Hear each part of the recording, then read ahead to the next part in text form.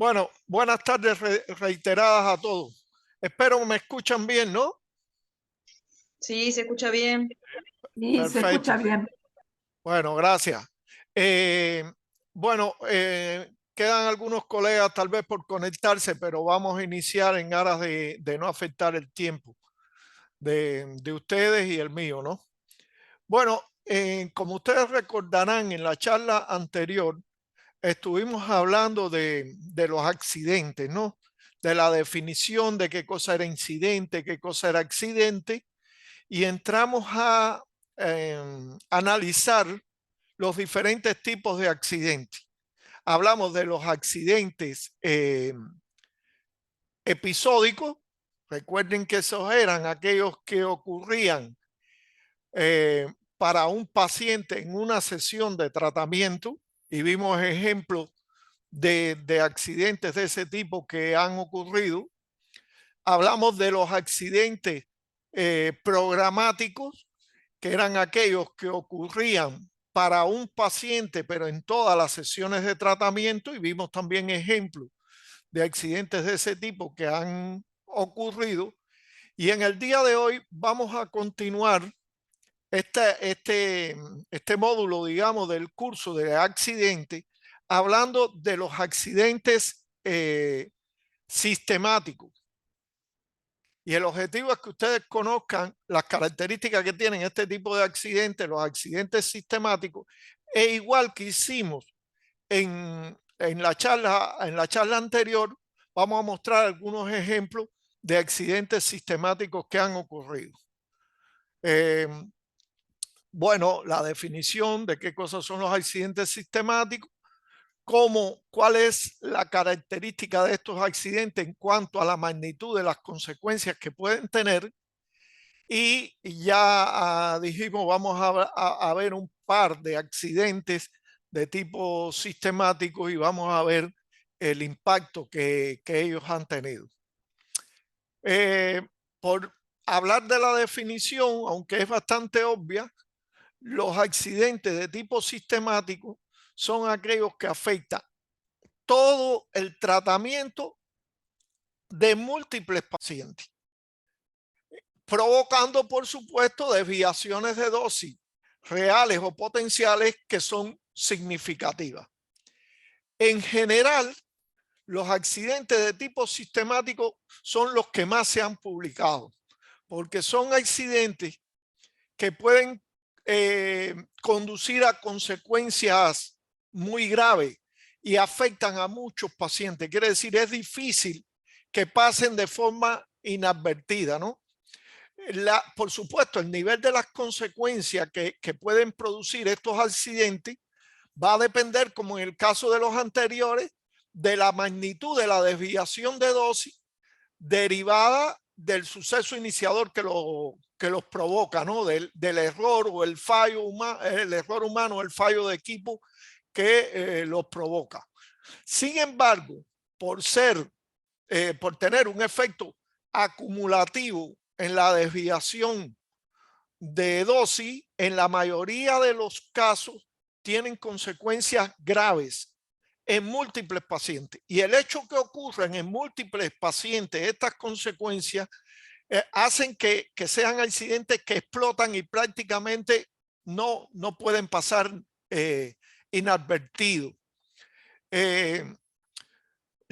Algunos de ellos, los que ocurren por subdosis, puede ser más difícil su detección. ¿Por qué? Porque no van a provocar una radiotoxicidad del tratamiento que sea apreciable, fundamentalmente por ustedes, los médicos, que son los que siguen el tratamiento, sino que se manifiestan como accidentes igual, pero la consecuencia de ello es que limita o disminuye la probabilidad de control tumoral, porque al ser una subdosis, pues bueno, lo que sucede es que la manifestación del accidente es que no logramos impactar sobre la enfermedad, no logramos curar o paliar la enfermedad. Igual es un accidente, lo mismo si es por subdosis que si es por sobredosis.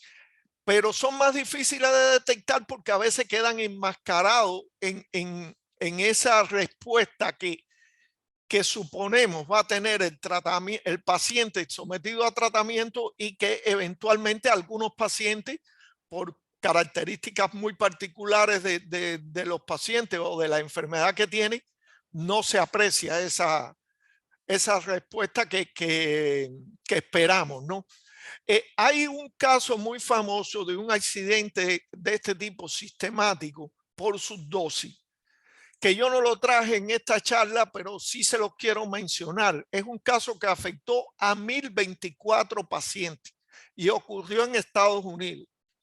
Y fue debido a que se consideró doblemente el decaimiento de la fuente. Fue un accidente con los antiguos equipos de cobalto y se consideró a la hora de planear el tratamiento doblemente el decaimiento de la fuente, con lo cual lo que provocó fue subdosis en los pacientes y afectó a 1024 pacientes porque no había señales de alarma que dijeran que algo estaba mal.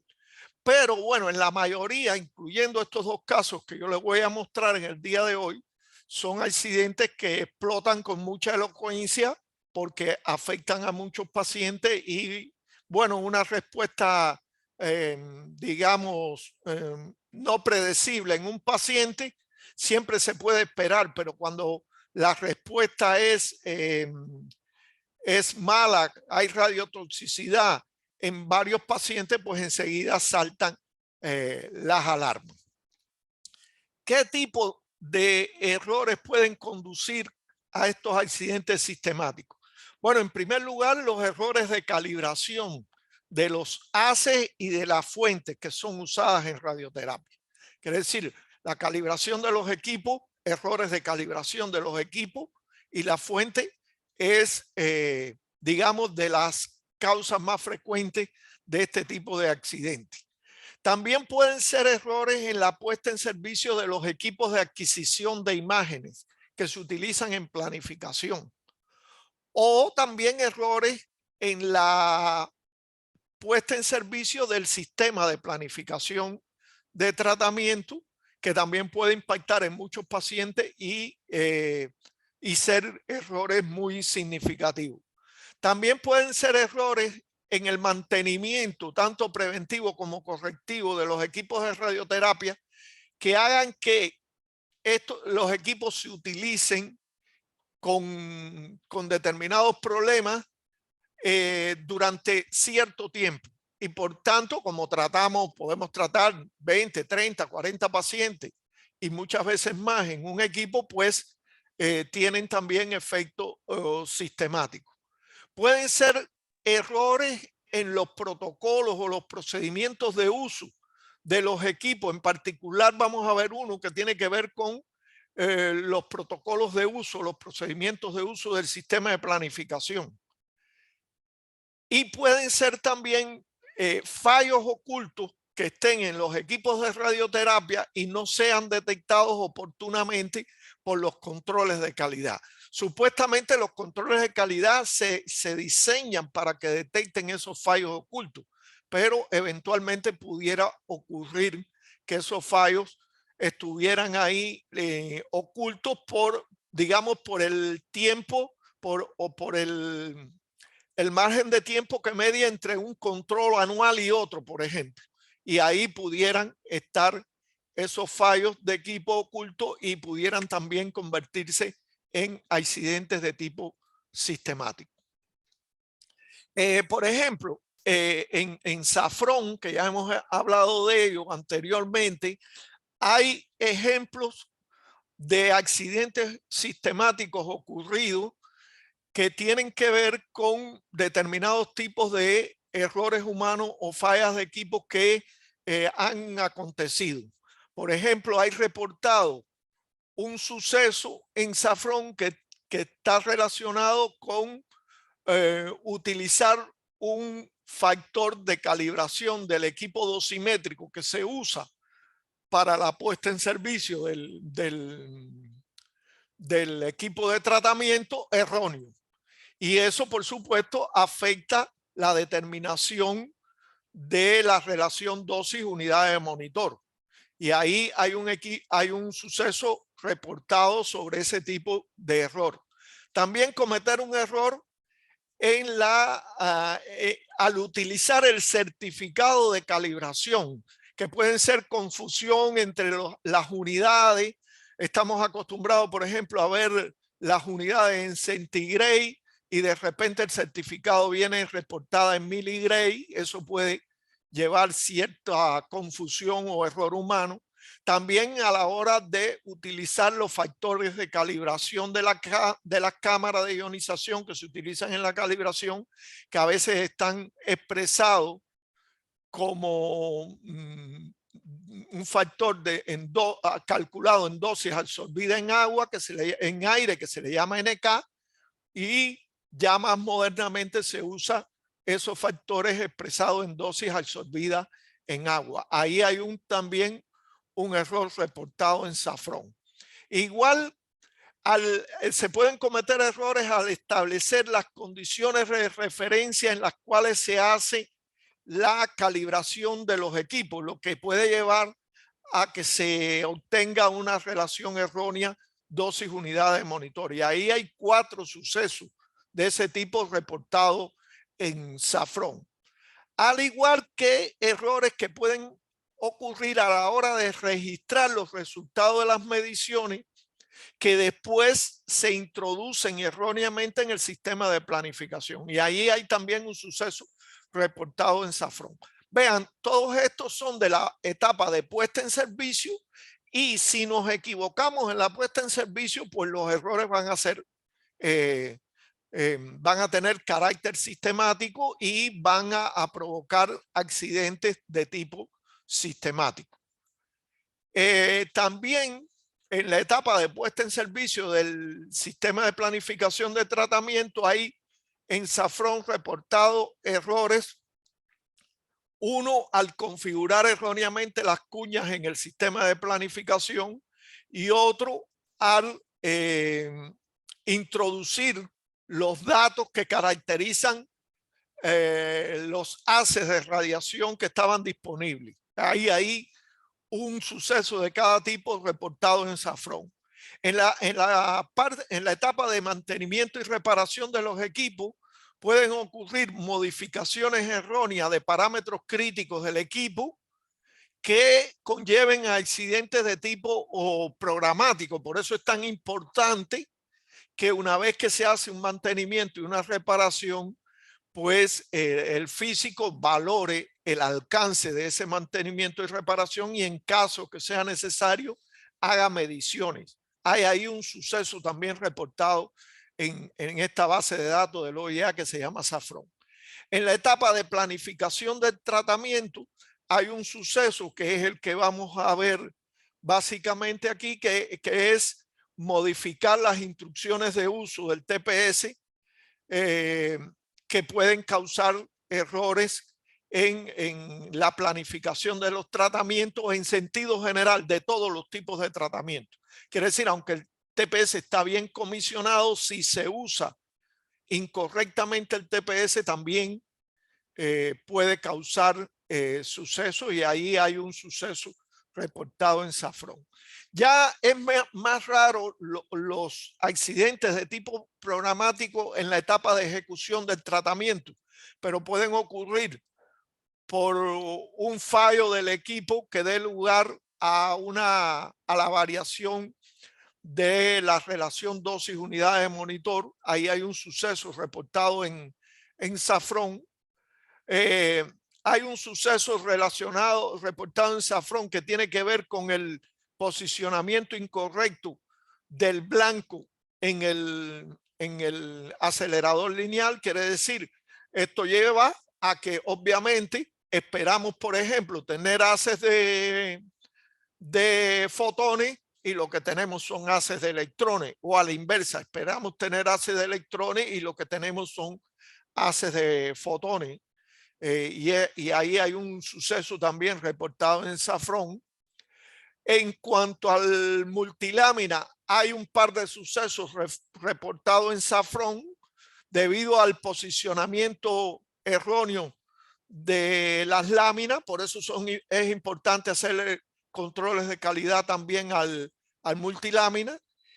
Y también hay un par de sucesos reportados en Safron que tienen que ver con el fallo del colimador primario que tienen los equipos. Quiere decir, los aceleradores lineales tienen un colimador primario o diafragma que fija el contorno máximo del campo, y al fallar ellos, pues puede que ellos se posicionen en un lugar incorrecto, y aunque el multilámina esté bien, el campo está quedando bloqueado en alguna, erróneamente, en alguna parte que debía estar abierto. Entonces, ahí hay un par de sucesos también reportados en Safron. Como pueden ver, al final son sucesos que no estamos exentos de que nos ocurra.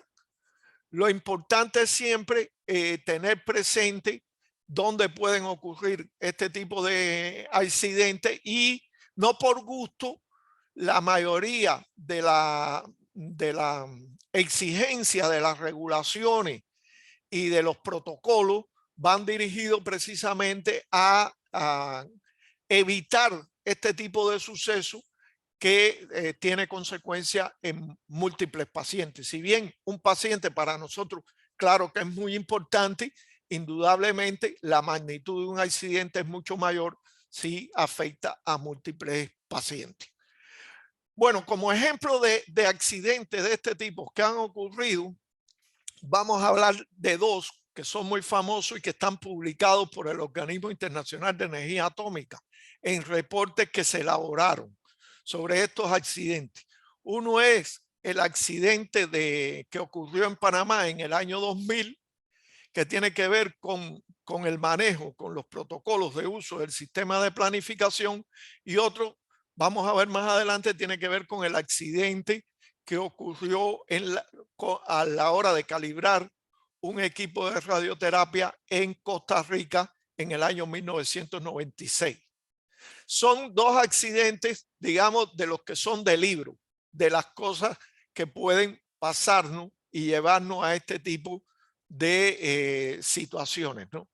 ¿Qué pasó en Panamá en el año 2000? Bueno, en este hospital en Panamá, en aquella época, en el 2000, se hacían básicamente tratamientos con formado 2D.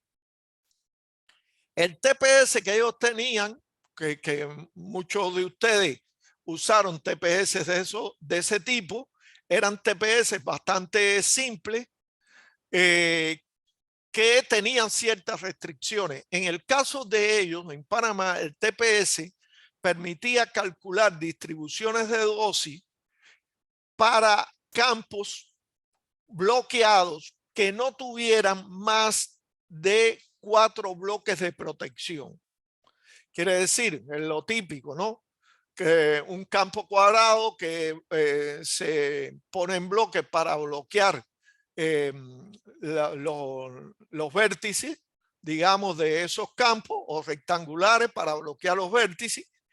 Pero ya, por supuesto, en el 2000 era bastante evidente la necesidad de bloquear órganos de riesgo que pueden estar involucrados en el caso de los tratamientos pélvicos, y ustedes lo saben mejor que yo. Por eso, uno de los radioterapeutas allí en ese hospital demandó poner un quinto bloque para los tratamientos pélvicos, porque quería bloquear las altas dosis que recibían órganos de riesgo en esos tratamientos pélvicos.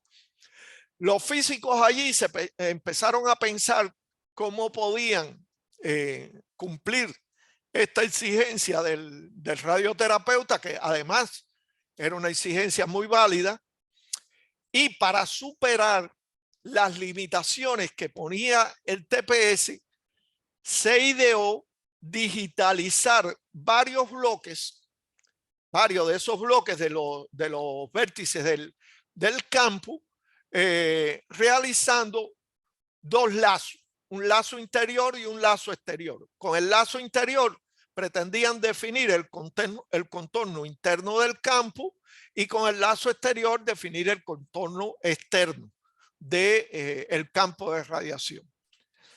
El TPS, que lo que hacía era contar el número de bloques, entendía que cada lazo era un bloque, por lo tanto, habían solo dos bloques y no saltaba ninguna alarma y se podía poner el añorado quinto bloque que se necesitaba para proteger los órganos de riesgo en tratamientos pélvicos.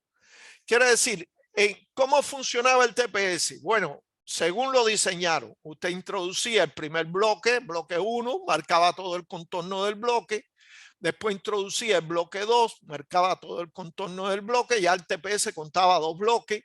Después introducía el bloque 3, marcaba el contorno y el TPS contaba tres bloques y después el bloque 4 de forma similar. Con lo cual ya ahí él contaba cuatro bloques y no dejaba poner un bloque central, digamos, dentro del campo que permitiera bloquear o reducir la dosis en determinados órganos de riesgo. Lo que ellos idearon fue esto que describe esta diapositiva. Quiere decir, hicieron un contorno interior, vean, del campo y después hicieron un contorno exterior. De manera que el TPS leía solamente dos bloques. Y daba margen a que entonces pudieran entrar acá a este contorno y dibujar un bloque que vendría siendo para el TPS el tercer bloque. Todo estaba bien porque eran menos de 4 bloques y por tanto calculaba las dosis y sacaba un plan de tratamiento. Obviamente el TPS calculaba y sacaba un plan de tratamiento con los datos que usted le introducía. La confusión en gran parte vino porque el dibujo que sacaba el TPS se correspondía con lo que uno quería hacer. Por ejemplo, si usted dibujaba los cuatro bloques uno por uno y lo dibujaba con los dos contornos, el contorno interno y el contorno externo, el TPS sacaba un dibujo similar. Quiere decir, no, parecía que lo entendía bien, pero a la hora de calcular las dosis, el factor de campo que ustedes saben está relacionado con la definición de estos bloques, lo calculaba mal.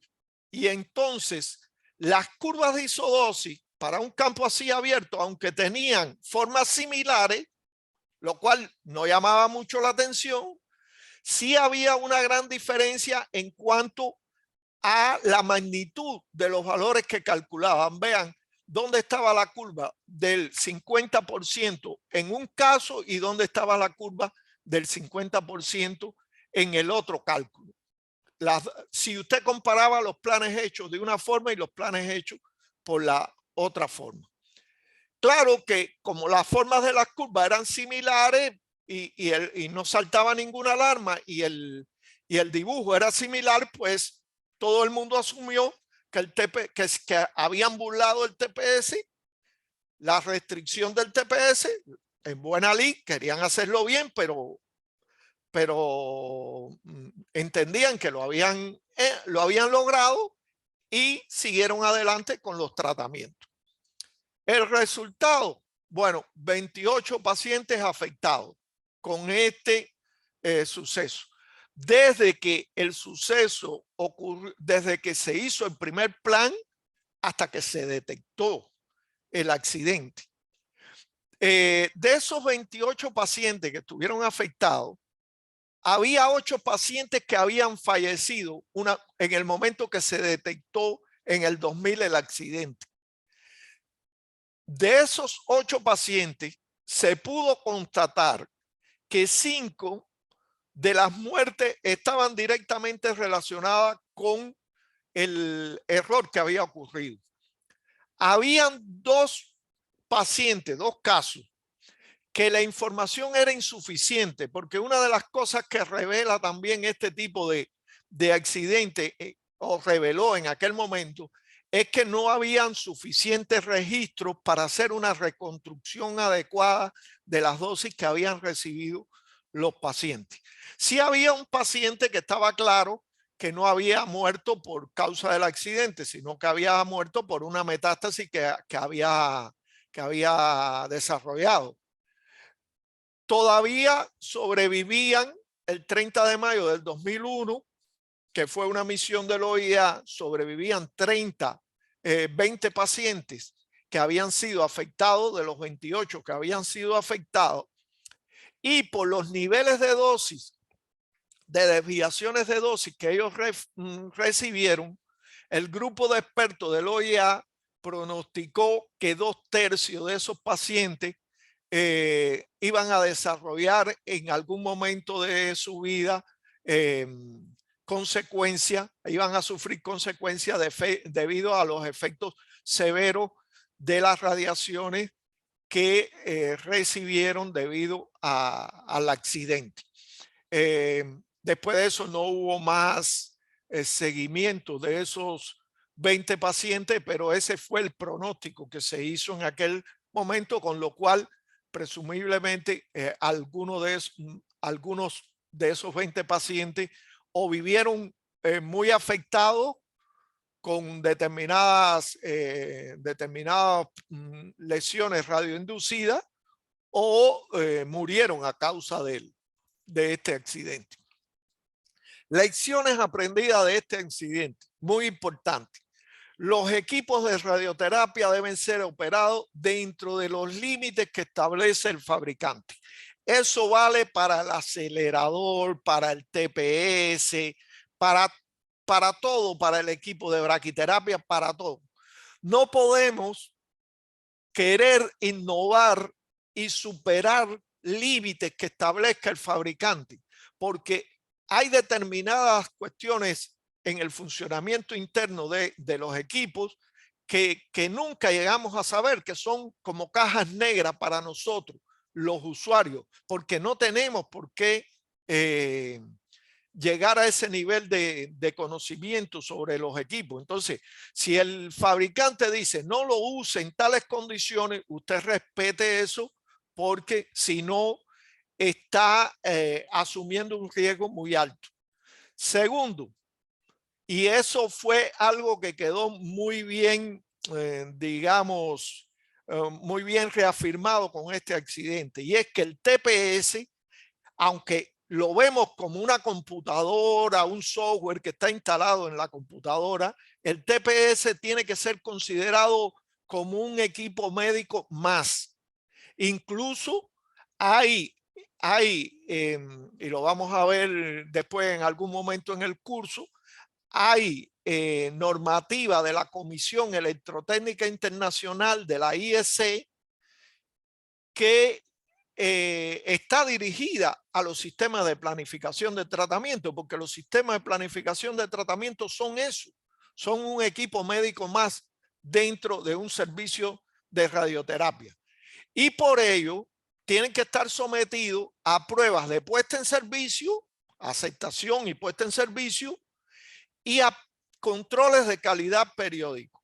Y esto es algo que muchas veces se obvia, quiere decir, si bien en muchos lugares se hace mucho énfasis en el control de calidad del acelerador o del equipo de braquiterapia y lo tienen muy bien establecido, usted puede encontrarse que en esos mismos servicios no exista un programa o un nivel de pruebas, aunque sea básico, al TPS que permita de alguna forma tener certeza de que el TPS funciona adecuadamente, porque el TPS, bueno, Windows falla. Ustedes saben que en determinado, ¿qué no le ha pasado? Que arranca su computadora y dice Windows falló. Entonces, si Windows, que es un software de los más utilizados en el mundo, puede fallar, pues el TPS también puede fallar. Incluso puede existir problemas de alteraciones de las bases de datos, ni siquiera el algoritmo. Puede que el algoritmo funcione bien, sin embargo las bases de datos pueden estar, pueden verse en determinado momento afectadas. Es bastante improbable, pero hay que hacer algunos controles de calidad también al TPS, y en ese sentido los protocolos, como es por ejemplo el TEDOC 1151 del OIEA, que establece controles de calidad a los equipos de radioterapia, igual que tiene una tabla de controles de calidad para el acelerador y para el equipo de cobalto y todo eso, tiene una tabla de control de calidad para el TPS, que de alguna forma nos dice que es un equipo que tenemos que mantener en vigilancia, también porque puede ser crítico en los tratamientos que hacemos. Y la otra lección importante aprendida es que antes de implementar cualquier cambio que pueda afectar la seguridad de los tratamientos, se requiere realizar pruebas dosimétricas que confirmen la seguridad de estos cambios. Y fíjense, esto es válido tanto para los tratamientos convencionales como para las nuevas tecnologías. Las nuevas tecnologías han ocurrido accidentes. Vamos a ver un ejemplo aquí el día de hoy de accidentes que han ocurrido con el uso de las nuevas tecnologías.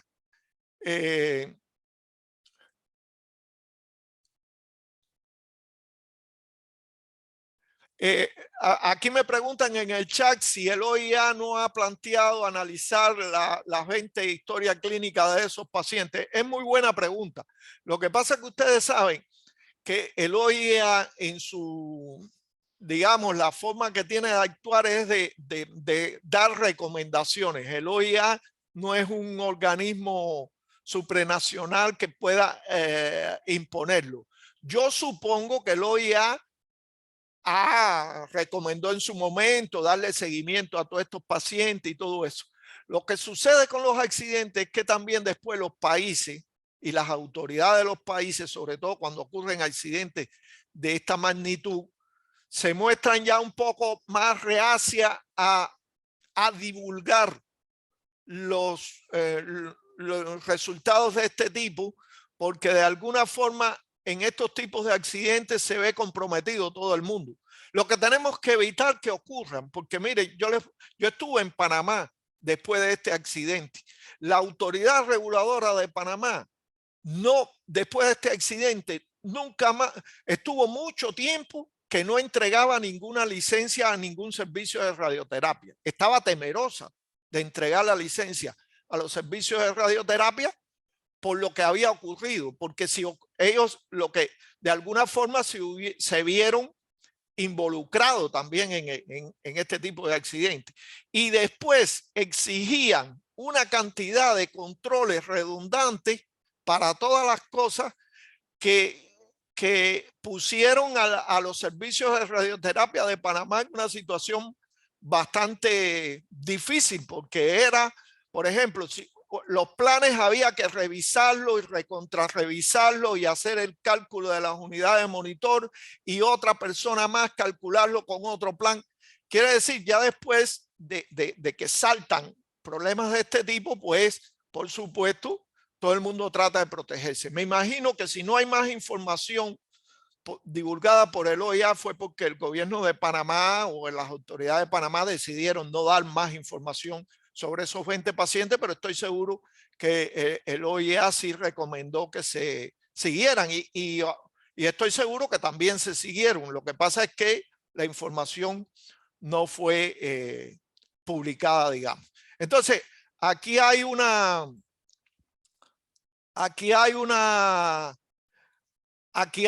ejemplo de cosas que nos pueden pasar con este tipo de accidentes, que con estas lecciones aprendidas, pues tenemos que manejarlo aún y cuando ya los TPS tienen otro nivel de desarrollo y todo eso, pero en esencia las lecciones quedan ahí muy bien reflejadas. El segundo accidente de tipo sistemático que vamos a ver es el que ocurrió en Costa Rica en septiembre de 1996. Este incluso fue antes del accidente de Panamá. También hay una publicación del OIA, esta es la carátula, que describe en detalle todas las cosas del accidente. Yo voy a hacer simplemente un resumen. Una breve historia primero de los antecedentes, porque los antecedentes de los accidentes a veces son muy interesantes. El servicio de radioterapia donde ocurrió el accidente, había participado en auditorías postales del OIA y la OMS, esas que todavía siguen realizándose, ¿no? Se habían encontrado diferencias significativas entre las dosis que indicaba el hospital y las medidas en los laboratorios de SAIS allá en el OIA, y al no poderse encontrar una explicación satisfactoria, se efectuó una misión de expertos antes que ocurriera el accidente en julio del 96. La finalidad de la misión, como toda misión del OIA, es muy protocolar, era averiguar las razones de las discrepancias, evaluar los aspectos físicos de aseguramiento de calidad en el servicio, por si no se estaban haciendo bien las pruebas, verificar la aplicación de los códigos de práctica para dosimetría absoluta, que en aquel momento, hablamos de 1996, era el TRS 277, que quizás alguno de ustedes lo recordará, era un protocolo, igual que el TRS 398, que es el que se utiliza actualmente. El que se utiliza actualmente es basado en dosis absorbida en agua, la magnitud dosis absorbida en agua. En aquella fecha se utilizaba este 277, que era basado en la magnitud dosis absorbida en aire, porque las cámaras venían calibradas en dosis absorbida en aire. Bueno, pues se pretendía también verificar cómo se aplicaba esto y se pretendía de forma general verificar el cumplimiento de la norma básica de seguridad del Organismo Internacional de Energía Atómica, que en la parte de exposiciones médicas, ustedes saben, da un grupo de requisitos para las prácticas médicas. Bueno, esa misión llegó allí y detectó algunas cosas que ya daban ciertos indicios. Por ejemplo, había por parte del físico, del llamado físico que estaba responsable allí en el servicio, habían errores, digamos, de concepto. Utilizaba el concepto de rendimiento, lo confundía con valores de % de dosis en profundidad. Son dos conceptos diferentes, aunque están relacionados. Se puso de manifiesto también por la experta que participó en esa mención que no había un claro entendimiento de conceptos como el de quema en aire y dosis absorbida en agua, que también un poco sacaban a relucir problemas, digamos, de capacitación de ese físico o de ese llamado físico. La experta puso en conocimiento de estos problemas al jefe del servicio allí y por supuesto a la persona responsable de la dosimetría. Ya la fuente se iba a cambiar porque estaba muy decaída y todo eso. Se acogieron las observaciones con recelo porque lo que decía el médico es, bueno, pero nunca hemos tenido ningún problema, no hemos visto ninguna reacción anormal en los pacientes. La experta señaló que los errores eran de subdosificación, con lo cual no era previsible encontrar manifestaciones clínicas de radiolesiones o radiotoxicidad en los tratamientos, y que esto más bien estaba, lo que estaba influyendo era en la calidad del tratamiento, en el control tumoral. Eso quedó así porque, como ustedes saben, el OIA hace las misiones, después da observaciones y recomendaciones a los países y los países las asumen o no las asumen, es su derecho soberano, ¿no? Y bueno, eso quedó así, y en agosto del 96, que la fuente ya estaba muy decaída, se cambió la fuente del equipo que había allí, que era un Alcyon de los de cobalto 60, y eso llevó a que el físico tuviera que hacer una nueva puesta en servicio del equipo. Se hizo la puesta, el físico supuestamente hizo o el supuesto físico hizo la puesta en servicio del equipo y empezaron los tratamientos.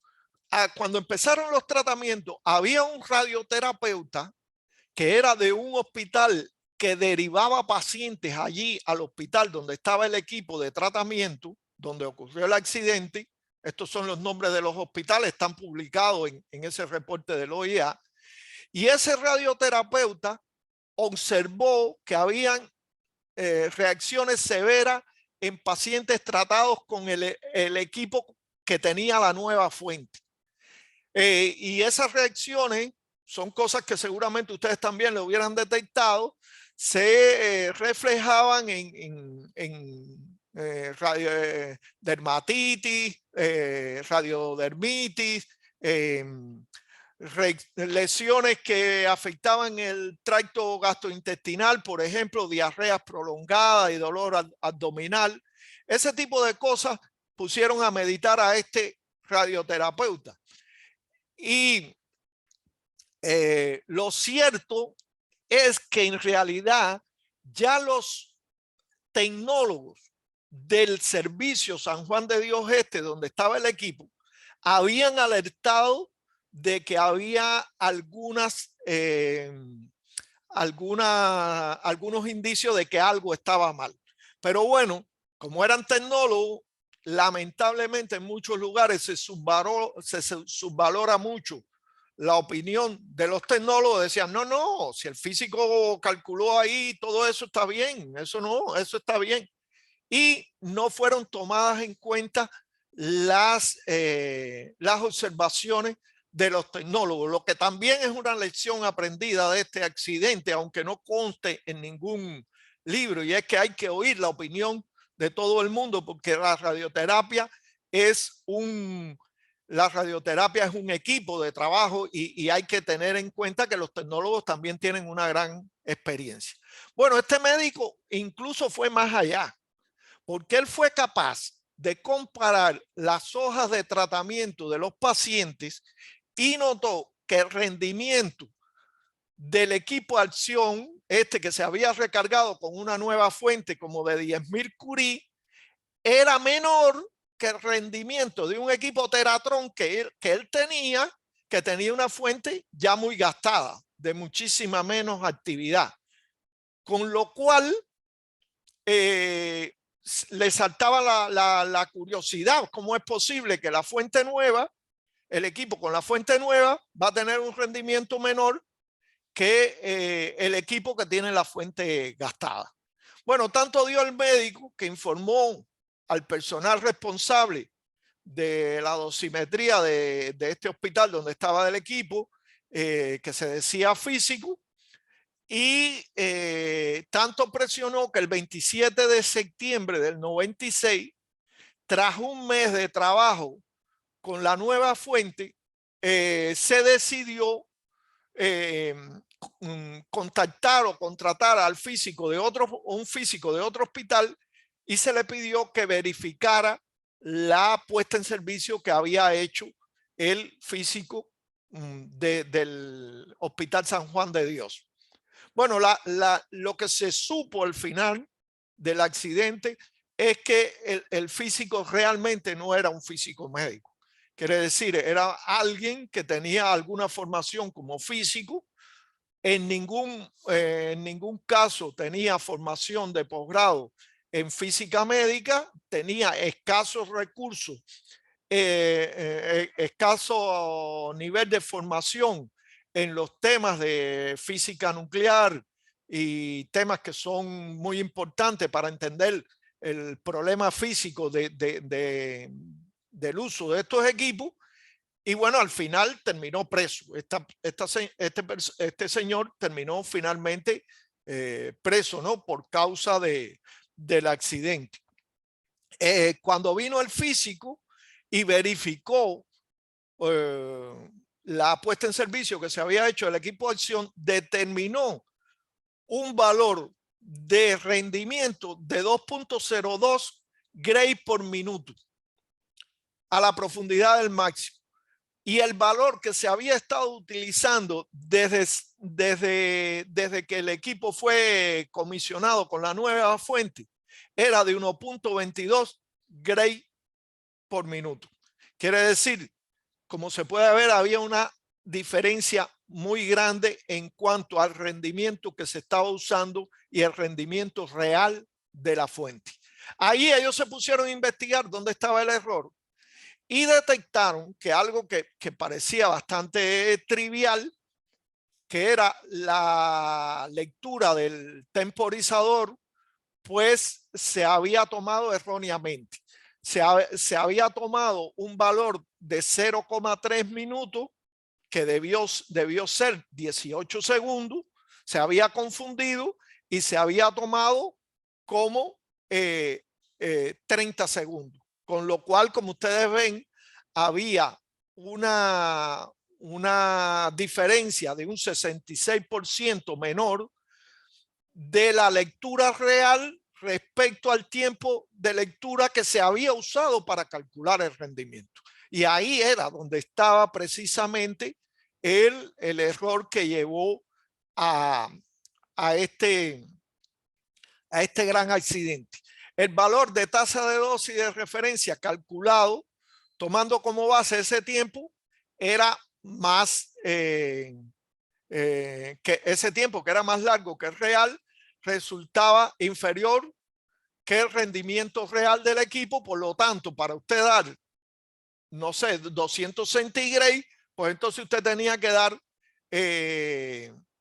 mucho más tiempo de tratamiento. Quiere decir, los tiempos estaban erróneamente calculados en un 60% respecto al tiempo que realmente se necesitaba para dar la dosis que estaba prescrita. Como ustedes, los que llevamos tiempo en esto recordarán, los jóvenes tal vez no lo saben porque no han usado esos equipos. La dosis en los equipos de cobalto se administra igual que en los aceleradores. Usamos como unidad las unidades de monitor. En los equipos de cobalto se usaba o se usa todavía el tiempo de tratamiento. Es el parámetro que se usa para controlar la dosis.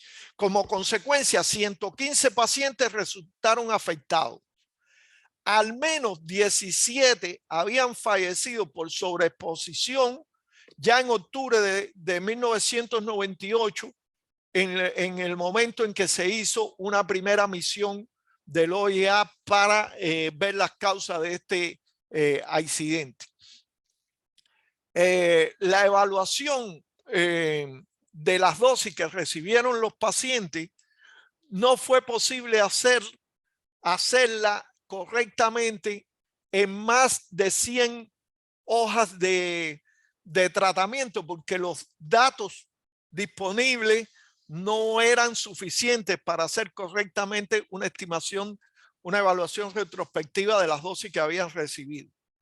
Se optó por algunas aproximaciones. Se dijo todo el tratamiento que haya sido después del 26 de agosto, que fue la recarga de la fuente, pues vamos a tomarlo en cuenta. Se hicieron las consideraciones adecuadas y eso dio que había que multiplicar la dosis que habían recibido los pacientes en cada sesión de tratamiento por 1.55. Por supuesto, al aumentar la dosis por sesión de tratamiento, ya no era 2 Gray por sesión, sino que la dosis era mayor. La vez que realmente había, la dosis biológica que habían recibido los pacientes, era realmente mayor que la dosis que estaba registrada. Y ahí, por ejemplo, hay algunos de los pacientes que fueron estudiados, ejemplo de la diferencia entre la dosis absorbida administrada y la dosis equivalente, la dosis que equivaldría a esa dosis si se hubiera administrado a 2 Gray por fracción. Y vean que en algunos pacientes la diferencia es significativa, como este paciente 54, que era un tratamiento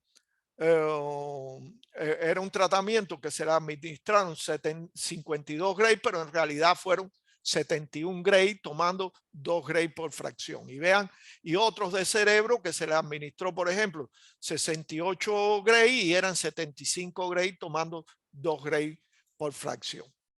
Partiendo de eso, pues se pudo predecir que las consecuencias iban a ser importantes. Como en el año 99 se hizo una reevaluación de todos los pacientes con efectos, había un paciente con efectos graves y posibles daños en el futuro, 16 pacientes muertos por el accidente, 4 pacientes muertos posiblemente relacionados con el accidente porque no se podía correlacionar muy bien, y 35 pacientes que habían muerto de todos los que estuvieron implicados, pero no por causas no relacionadas con el accidente. Algunos casos clínicos específicos fueron muy impactantes, como el de una mujer joven que quedó cuadriplégica por la mala administración de tratamiento que recibió, y un niño que perdió la capacidad de hablar y andar por la mala administración de tratamiento que recibió. Lecciones aprendidas de este accidente: la puesta en servicio de un nuevo equipo o fuente de radioterapia debe realizarse siguiendo protocolos internacionalmente aceptados. Aquí no hay nada que inventar. Hay que seguir los protocolos, porque seguir los protocolos es lo que garantiza que las mediciones sean consistentes, que se haga bien, que se mida todo lo que se tiene que medir y que se mida con la rigurosidad que tiene que medirse. Por eso es tan importante insistir en el cumplimiento de los protocolos. Claro, cumplir los protocolos lleva tiempo. Por eso también el proceso de puesta en servicio de un equipo no puede estar sometido a muchas presiones en cuanto a tiempo que comprometan la seguridad del resultado de ese proceso de puesta en servicio, porque después vean, los accidentes pueden tener un costo muy significativo. Lo otro, la puesta en servicio solo debe realizarse por un físico médico clínicamente cualificado. Esto es muy importante porque los errores eran tan obvios, las cosas eran, bueno, si eran tan obvias los errores que se cometieron que efectivamente enseguida se cuestionó la capacitación y la formación de esa persona que se llamaba físico, y al final se pudo demostrar que no era un físico médico cualificado. Después de este accidente tomó también mucho auge en el mundo y en particular en el OIA la definición de lo que es un físico médico clínicamente cualificado. La puesta en servicio de los equipos y fuentes de radioterapia debe ser verificada por un segundo físico y con un sistema dosimétrico diferente. Esto es, en casi ningún país es obligatorio, más bien es recomendatorio. Pero a nosotros que nos interesa la seguridad, independientemente de si lo pide la autoridad reguladora o no lo pida, es muy conveniente planificar algo de tiempo para que un físico médico pueda revisar de forma independiente lo que se hizo durante la puesta en servicio. Yo sé que algunas clínicas aquí lo han aplicado y es muy buen punto que eso se haga así, aunque no lo pida la autoridad reguladora. Lo otro es que todos los profesionales del servicio, particularmente los tecnólogos, deben ser escuchados cuando existen señales que puedan indicar un accidente. Ya hablé de eso y creo que hay que reivindicar mucho el trabajo de los tecnólogos en este sentido, y hay que oírlo mucho y considerar que ellos tienen la experiencia de lidiar día a día con los pacientes todos los días y preguntarle, ¿y usted cómo se siente? ¿Y cómo le va? Y todo eso tiene un gran valor subjetivo también. Lo otro, este accidente ratificó como ningún otro la importancia de la consulta de seguimiento semanal del paciente, por ser esta una defensa fundamental para los accidentes estos de tipo sistemático.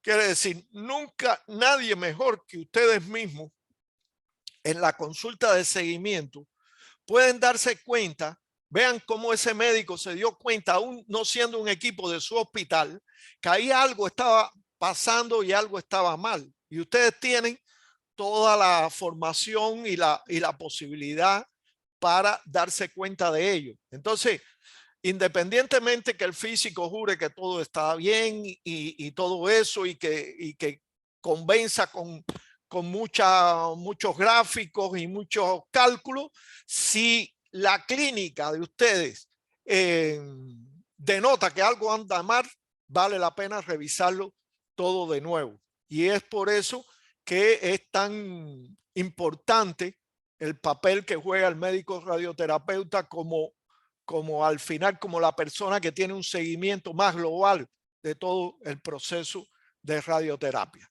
Y lo otro que también no se puede desconocer es que las auditorías dosimétricas, las auditorías postales pueden ser muy útiles para detectar oportunamente los accidentes. Si se hubiera hecho caso bien y se hubiera revisado a fondo y se hubiera tomado en cuenta las recomendaciones de esta experta que fue al país antes del accidente, probablemente se hubieran ahorrado muertes derivadas de este accidente. Bueno, conclusiones de esta charla. Los accidentes sistemáticos afectan todos los tratamientos de muchos pacientes, con lo cual son particularmente muy peligrosos. Las consecuencias de los accidentes sistemáticos pueden ser muy graves. Recuerden que ellos van a pequeñas desviaciones acumuladas durante todo el tratamiento pueden ser importantes.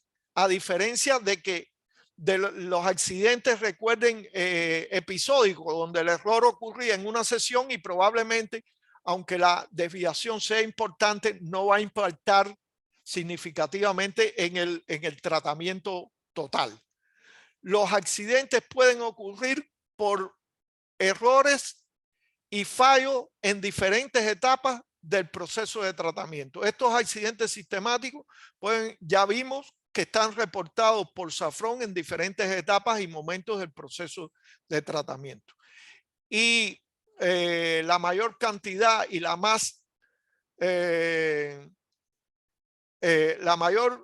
mayor cantidad y más letales de los accidentes reportados son los accidentes de tipo sistemático.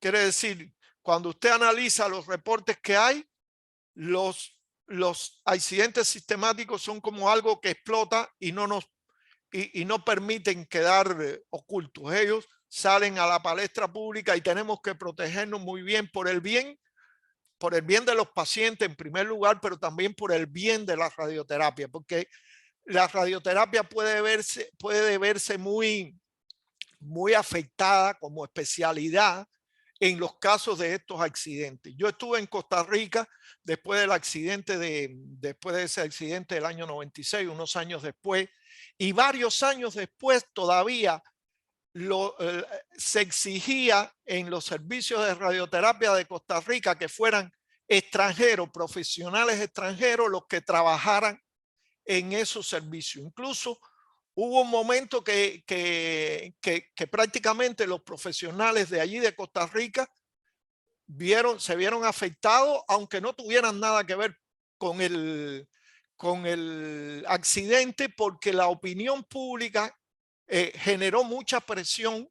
Decían que los ticos no estaban capacitados para manejar esos equipos, la prensa, en fin, y eso generó mucha presión también sobre el gremio de los radioterapeutas y fue una situación muy lamentable. Así que cuidarnos de estos accidentes es importante, no solo por proteger al paciente, que es lo primero, sino también por proteger la propia especialidad.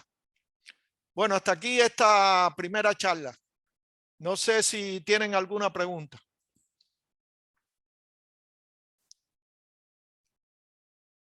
¿No tienen preguntas? No, muy claro, Domenico. Bueno, vamos a pasar entonces a la segunda charla, donde vamos a hablar de accidentes, pero en las que involucran el uso de nuevas tecnologías.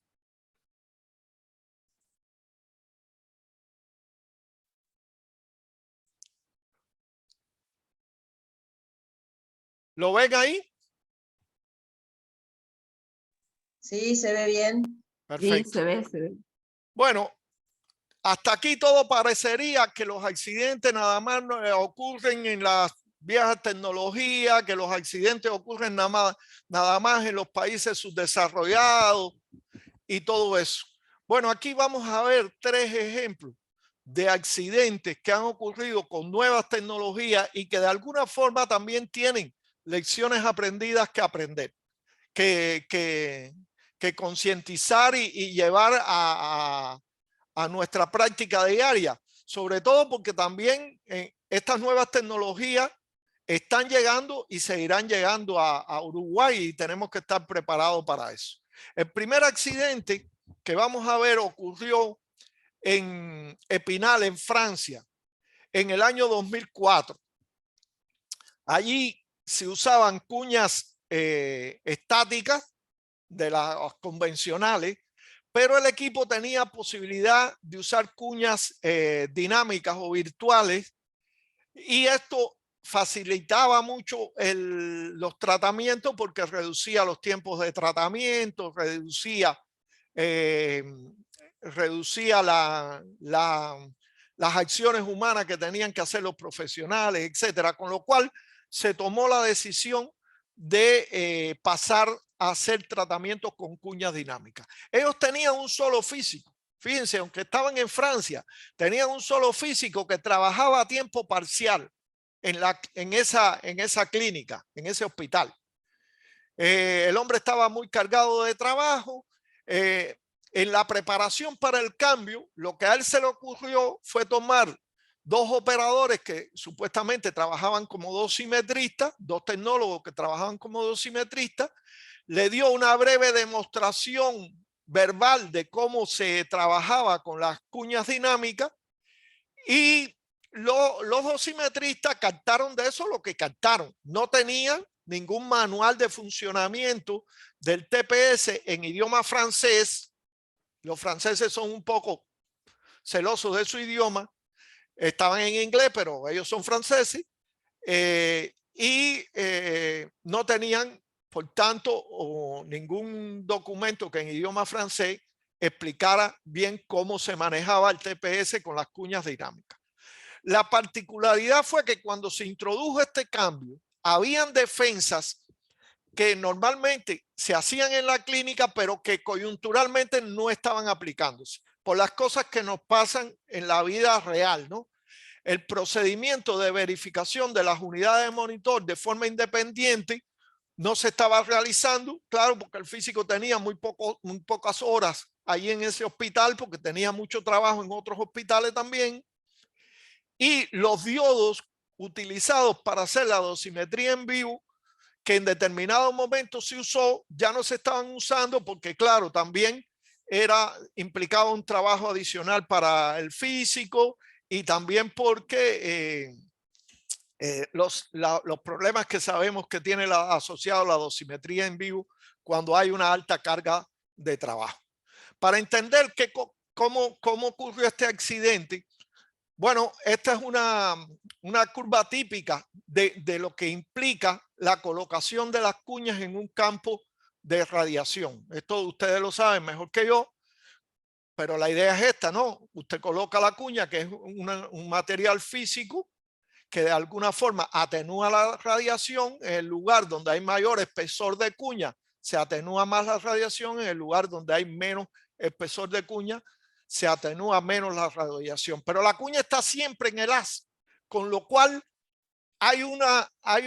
para dar un determinado nivel de dosis, hay que dar una dosis adicional porque siempre tenemos un material que absorbe radiación en el haz de radiación. En el caso de para entender cómo trabajan las cuñas virtuales, pues bueno, pensemos en este tipo de experimento. Pensemos que tenemos la fuente, que es el acelerador, un colimador asimétrico, quiere decir que podemos mover esta mandíbula sin mover esta, y supongamos que ponemos un arreglo de detectores en un maniquí y que estos detectores son capaces de ir midiendo la dosis que va dando el equipo, la fuente, en la medida que se abre ese colimador asimétrico. Echamos a andar el equipo, abrimos el colimador dosimétrico y este va a empezar a detectar enseguida, desde el primer momento.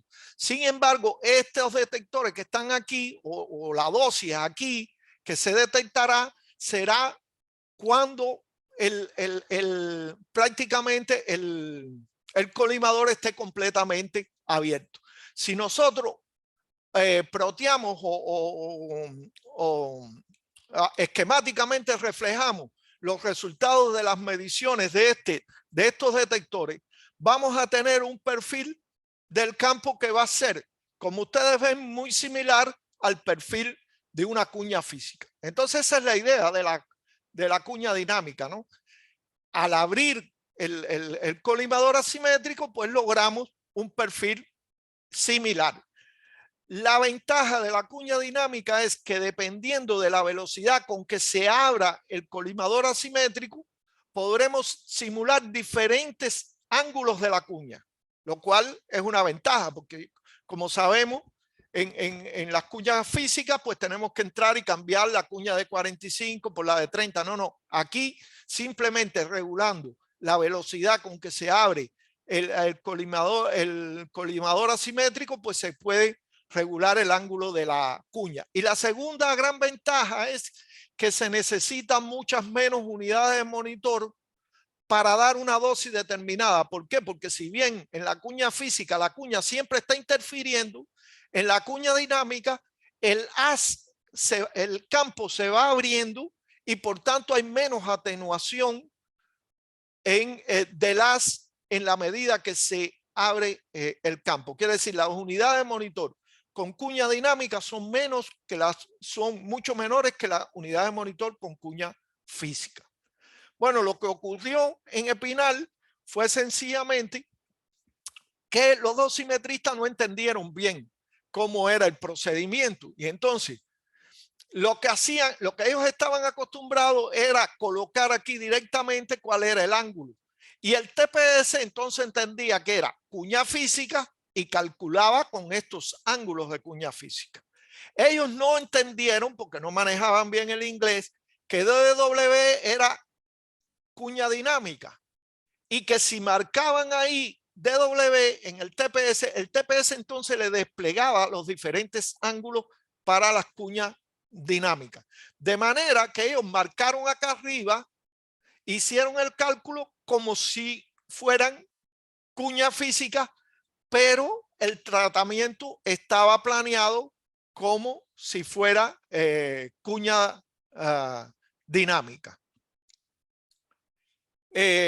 Cuando se terminaba la planificación y se aprobaba la distribución de dosis, quedaba bien, fuera con cuña física o con cuña dinámica, ustedes lo saben, ustedes aprobaban, los médicos, la distribución de dosis, no sabían nada. Los parámetros se transferían manualmente desde el planificador al TPS. Claro que el número de unidades de monitor que se transfería era el número de unidades de monitor calculado con cuña física, que como ya sabemos es mucho mayor que el número de unidades de monitor calculada con cuña dinámica. Por tanto, los tratamientos se hacían con cuña dinámica, pero se daban una cantidad de unidades de monitor que eran mucho mayor que las que calculaba el TPS si hubiera usado la opción de cálculo de cuña dinámica. El error, como todo error, al final se descubre y se descubrió cuando el físico tuvo tiempo de hacer alguna verificación independiente del cálculo de las unidades de monitor y vio que no se correspondía las que estaban dando con lo que él había calculado. En fin, las consecuencias, los tratamientos basados en unidades de monitor incorrectas se hicieron durante más de un año, al menos 23 pacientes recibieron sobredosis de 20% o más. Ya sobredosis más de un 20% se pueden prever efectos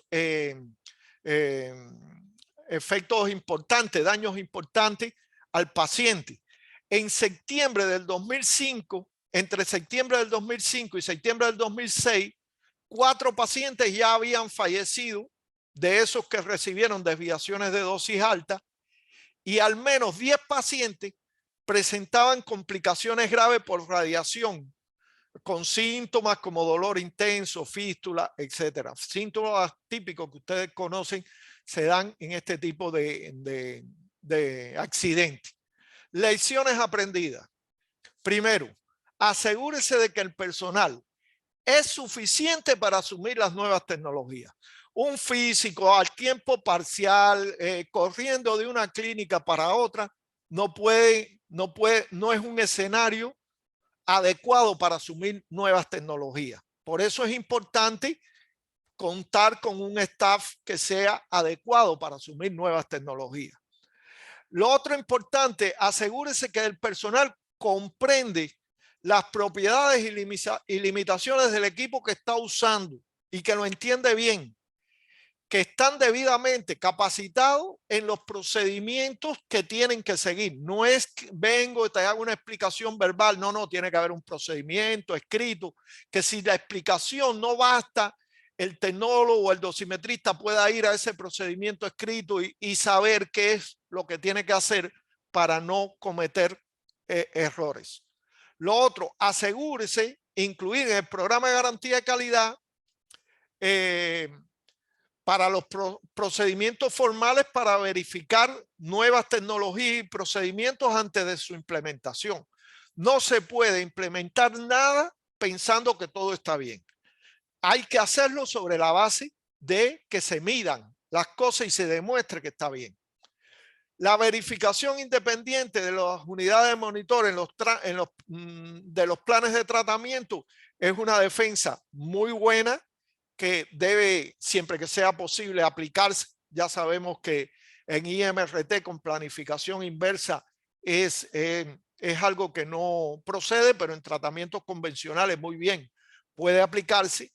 Y la dosimetría en vivo, aún con las dificultades que implica para hacerse, es sin duda una herramienta muy buena que al menos al implementar nuevas tecnologías o técnicas debía hacerse alguna comprobación mediante dosimetría in vivo. Por último, asegúrese que las instrucciones estén en idioma que se comprenda.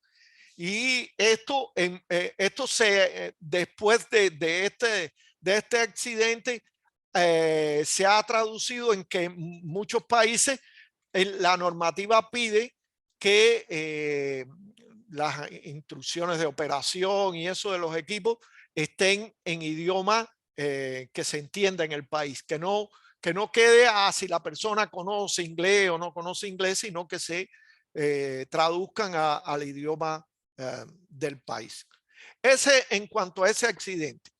Si esto nos pareciera que, bueno, Francia, bueno, en Estados Unidos también ha ocurrido accidentes con técnicas, con el uso de nuevas tecnologías.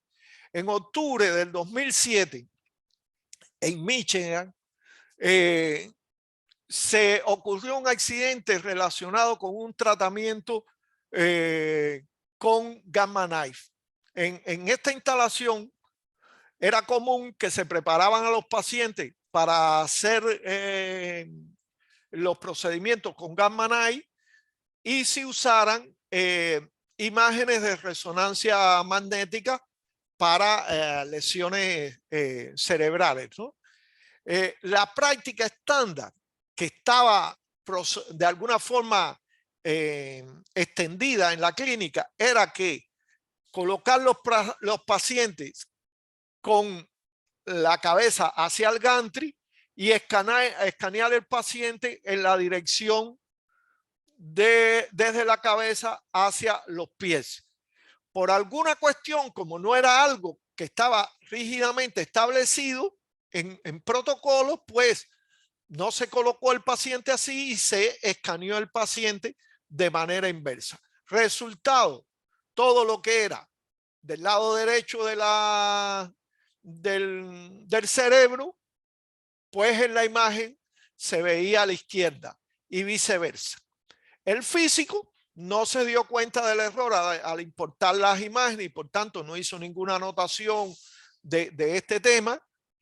Y el resultado fue que se trató al paciente con un isocentro que estaba 18 milímetros desplazado respecto a la línea media del cerebro, pero en la región equivocada. Quiere decir, el tratamiento se administró en el paciente en el tejido sano y no en el lugar donde estaba la lesión. De aquí algunas lecciones aprendidas también. Los procedimientos para verificar izquierda, derecha y todo eso son muy importantes y debe tomarse medidas que pueden ser marcadores, etcétera, que nos garanticen no cometer este tipo de errores. Y lo otro que es más importante porque aplica a cualquier cosa, no a este error en específico.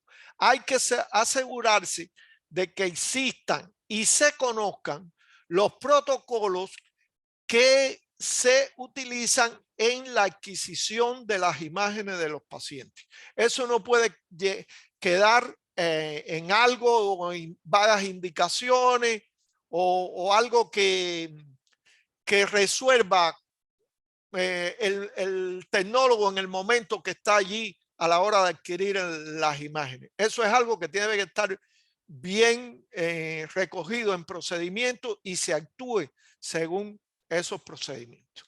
Y bueno, el tercer ejemplo de accidente ocurrido con las nuevas tecnologías ocurrió también en Francia. Y por eso tal vez ustedes vieron cuando vimos los criterios que Francia es uno de los países que tiene criterios más estrictos en cuanto al reporte de los accidentes, porque desgraciadamente tuvieron dos accidentes casi que seguidos, uno 2004-2005 y este reportado en el 2007. Este fue en Toulouse, en un hospital de Toulouse en Francia. Fue en abril del 2006. Se desencadenó en abril del 2006 porque el físico de la clínica, en cooperación con los radioterapeutas, pidieron una nueva unidad de tratamiento, Brainline de Novalis, que es un fabricante que en estos años tenía una prevalencia muy importante en el mercado. Estas unidades pueden funcionar con micro multiláminas y con conos y pueden hacer tratamientos de lesiones muy pequeñas. Las características que tienen es que pueden usar campos muy pequeños, se alcanza una dosis alta en un campo de pocos milímetros de tamaño y, por supuesto, para hacer eso, el TPS requiere ser alimentado con datos de esos microhaces que vamos a necesitar para hacer esos tipos de tratamientos. Datos de todo tipo, por ciento de dosis en profundidad, perfil de LAS, factores de campo, etc. Y hay que tener cuidado a la hora de medir los pequeños haces, porque aquí precisamente esto fue lo que desencadenó como tal el accidente. El físico que pidió al equipo, pero no pidió cámara de ionización y equipamiento de dosimetría adecuado para medir esos haces pequeños, esos microhaces, utilizó diferentes dispositivos que tenía para hacer las mediciones. Finalmente, decidió erróneamente usar una cámara de ionización cilíndrica convencional, de las que se usan para tratamientos conformados, 2D, 3D, cosas de esas. Quiere decir que la cámara prácticamente tenía el mismo tamaño que el campo que él quería medir, con lo cual las mediciones que hizo tenían una incertidumbre muy grande, y los resultados de esas mediciones él la introdujo en el sistema de planificación. El sistema de planificación la aceptó, y de esa forma todos los pacientes tratados con ese micromultilámina de alguna forma se vieron afectados por las planificaciones hechas con datos incorrectos medidos sobre los haces pequeños que manejaba este equipo. Como al final los accidentes se descubren, resultó que Brainlab hizo un ejercicio de intercomparación en el cual ellos, para promover su tecnología, pues recabaron de todos los hospitales los datos del comisionamiento del TPS realizado con los microhaces que utilizan sus equipos Novalis. Cuando ellos compararon los resultados de Toulouse, del centro de Toulouse, con el resto de los resultados que le fueron enviados por sus otros clientes, pues se dieron cuenta que había una diferencia significativa y notificaron al hospital para que se hiciera una investigación. Lo cierto es que esto fue pura casualidad, porque Brainlab no tiene obligación de hacer este ejercicio de intercomparación y tampoco es responsable por el comisionamiento. Brainlab es responsable por la aceptación del equipo, y ellos habían hecho la aceptación correctamente, de manera que toda la responsabilidad era de la clínica. En ningún momento Brainlab era responsable de eso. Consecuencia: los tratamientos basados en datos incorrectos se prolongaron durante un año. Todos los pacientes tratados con micromultilámina se vieron afectados. Fueron 145 pacientes los afectados. El impacto dosimétrico no fue tan grande porque afortunadamente no habían usado campos muy pequeños. Habían usado campos que, si bien tenían un error en cuanto a las características de los haces, no eran campos tan pequeños. Mientras más pequeño era el campo, mayor era el nivel de la incertidumbre y del error cometido, ¿no? Por suerte, allí no, en esos 145 pacientes, no habían usado campos tan pequeños. En 6 pacientes se comprobó que más del 5% del volumen de órganos de riesgo fue afectado por la dosis que recibieron, que excedieron los límites que habían puesto ustedes, los radioterapeutas, para proteger los órganos de riesgo. No fue, en consecuencia, no fue tan grande, pero pudo haber sido igualmente muy letal como otros accidentes que han ocurrido con técnicas convencionales. Lecciones aprendidas: asegúrese de que el personal está bien formado para asumir las nuevas tecnologías. Cuidado aquí. Usted puede ser un físico brillante que ha trabajado toda su vida con técnicas convencionales, y usted, por muy brillante que sea, va a necesitar una capacitación o formación adicional para asumir nuevas tecnologías, porque las nuevas tecnologías traen asociados nuevos retos también, y usted tiene que, como físico, entenderlo.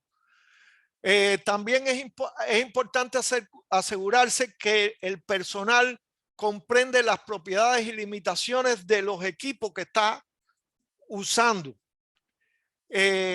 Al adquirir nuevas tecnologías se debe adquirir el equipamiento de dosimetría adecuado. No se puede pensar que vamos a asumir nuevas tecnologías y vamos a seguir usando equipamiento que puede no ser adecuado para esas nuevas tecnologías. Lo más correcto es asumir la nueva tecnología con el equipamiento que sea adecuado, para no empezar a inventar, que fue lo que realmente ocurrió aquí. Y bueno, el programa de garantía de calidad debe considerar hacer intercomparaciones con otros hospitales, con reportes que pueden estar en la bibliografía, etcétera, etcétera, de manera tal que cuando usted inicie el uso clínico del equipo, usted tenga plena certeza de que el equipo ha sido comisionado adecuadamente. Quiere decir, este tipo de particularidades de las nuevas tecnologías imponen nuevos retos también a todo el mundo. Lo imponen ustedes a los médicos y lo imponen también a los físicos. Conclusiones: las nuevas tecnologías y técnicas de radioterapia traen consigo nuevos problemas, nuevos retos que pueden llevar también a accidentes. Se requiere de profesionales bien formados y entrenados para asumir esa nueva tecnología. Y lo último es que estos accidentes en nuevas tecnologías confirman que los accidentes ocurren en cualquier país, independientemente de su nivel de desarrollo, y por tanto es muy importante prepararse para prevenir potenciales accidentes. De manera que en la charla del próximo lunes, si no es feriado, vamos a abordar entonces la prevención de accidentes y técnicas para prevenir accidentes que ustedes deben conocer también para su formación en protección radiológica. No sé si hay alguna pregunta, algún comentario. No. Bueno, como siempre, la charla queda grabada y lo vamos a subir ahí a Eva para que esté disponible, aunque hoy creo que tuvimos al final participación de todo el mundo. Tenemos 24 participantes. Le doy las gracias a ustedes por la paciencia y por el esfuerzo que están haciendo, porque reconozco que es un gran esfuerzo el que están haciendo ustedes por aprender de estos temas de protección radiológica, un poquito más de lo que ya saben, ¿no? Muchas gracias, Doménico. Bueno, Dale, muchas gracias. gracias. Bueno, Gracias, muchas Luis. gracias a ustedes y nos vemos el Saludos. próximo lunes. Hasta el Nos vemos. lunes. Hasta el Hasta el lunes. lunes. Chao.